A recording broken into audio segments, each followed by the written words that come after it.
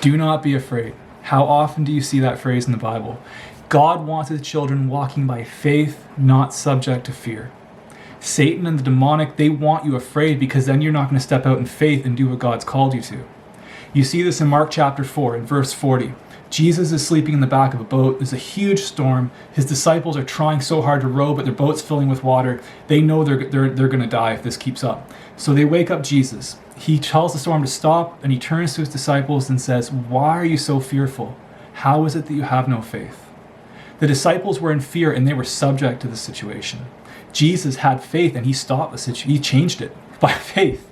When you're in faith, there's no room for fear, and when you're in fear, you're not operating in faith. They're polar opposites. They can't coexist. And sometimes, yeah, we can be in faith one moment, and the next moment we're off the tracks. Or one day's good, and the next day we're off.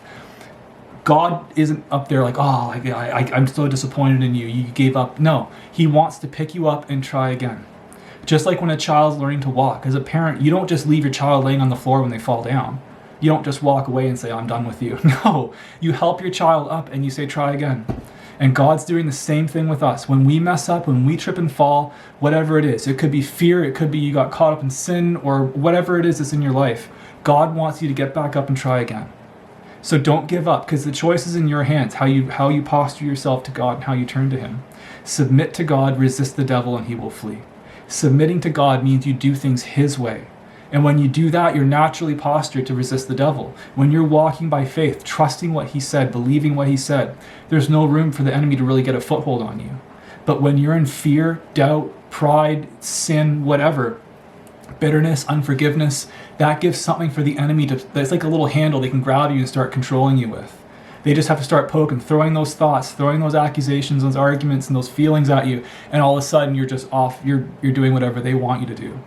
So you keep your eyes fixed on Jesus, not your circumstances, not your problems, not the people or whatever's going on, not even the demonic and Satan. You look unto Jesus, the author and finisher of your faith. Because when your eyes are on him, your focus determines your outcome. When your eyes are on him, you'll start walking by faith. You're not going to worry about the things you're afraid of or the circumstances that are going on. You're going to walk by faith and undo the works of the devil. So I hope this is an encouragement to you guys. Thank you for watching. We have a fundraiser down below. If you could check that out and share it, that'd be amazing. And God bless.